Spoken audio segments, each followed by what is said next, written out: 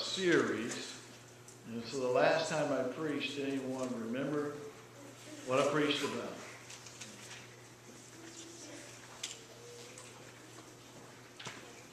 You're probably pretty normal.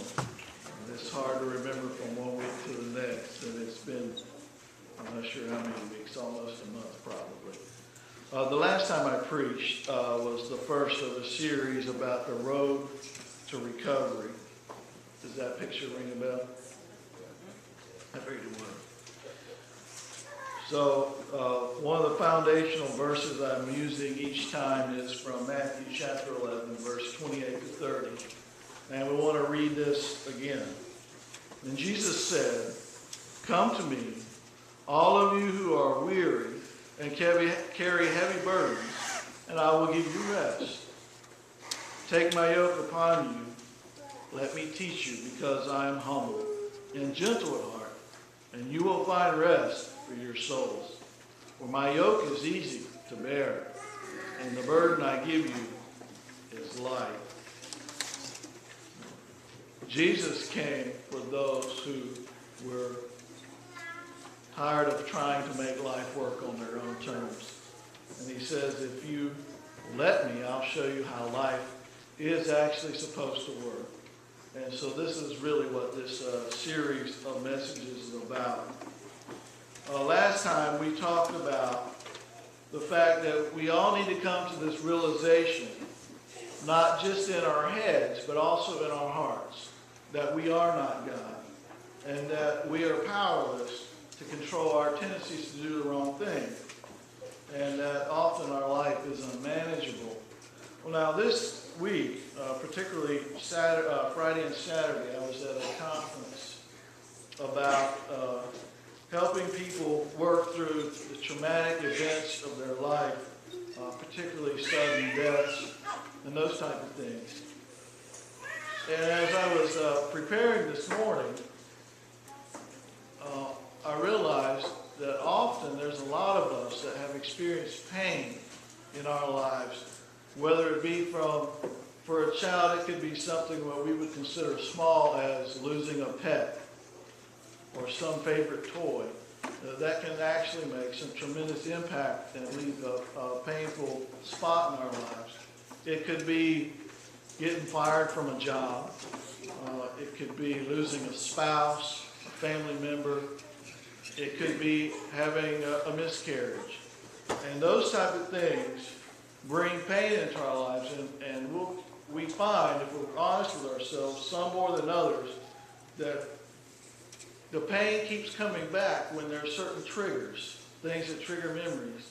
And indeed, God is also there to help us through those times where we feel powerless over the pain that has come into our lives. Speaking particularly about the sin that's in our lives, God sends denial busters, I call them, into our lives. He brings a crisis like an illness, stress, loss of, it could be any number of things, either through death or financial loss, to get our attention, to help us to admit to ourselves that our life's out of control. Sometimes God brings a good friend or someone we don't know into our lives to confront us with the sin and uncontrolled condition of our lives, because sometimes we're so clueless and we don't see our lives spinning out of control. Or God will send a catastrophe, something that brings us to the end of ourselves,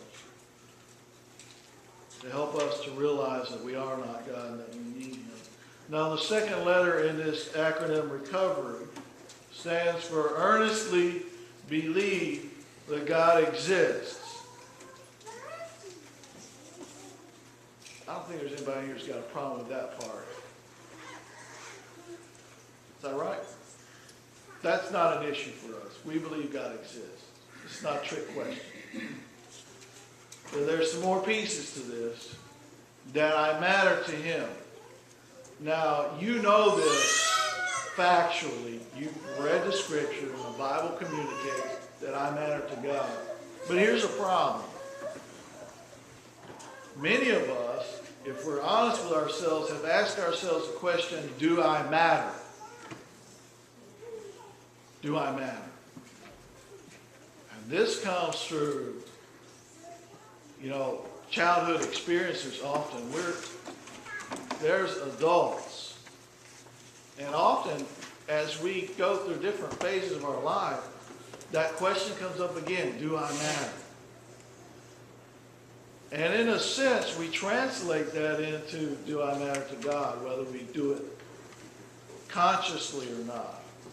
And so one of the things that kind of helps us through that hurdle is to take us back and to remind ourselves, I do matter to God.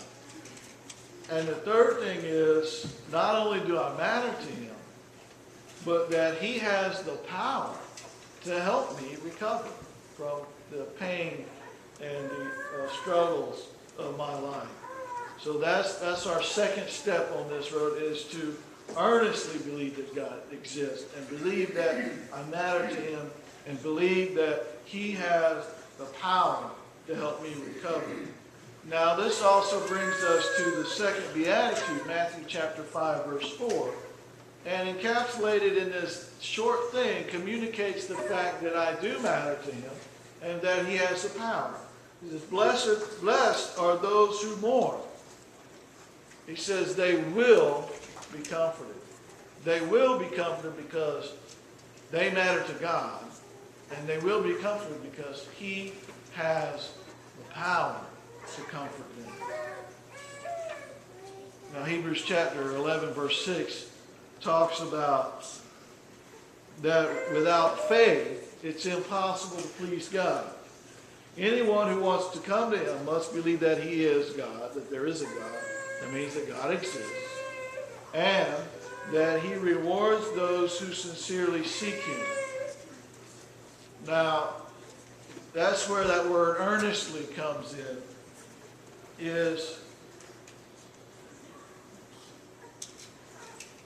to earnestly believe and sincerely believe that He rewards those who seek Him means I have to invest myself in that belief. Because it's got to be deeper than the belief in James chapter 2 verse 19 where he says the demons believe also. So let's talk about this road to recovery.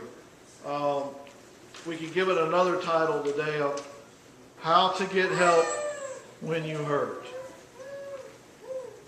Acknowledge God's existence. David wrote in Psalm 19 verse 1 that the heavens declare the glory of God and the skies proclaim the work of His hands. In other words, we don't really have to look very far and we could see the evidence of God.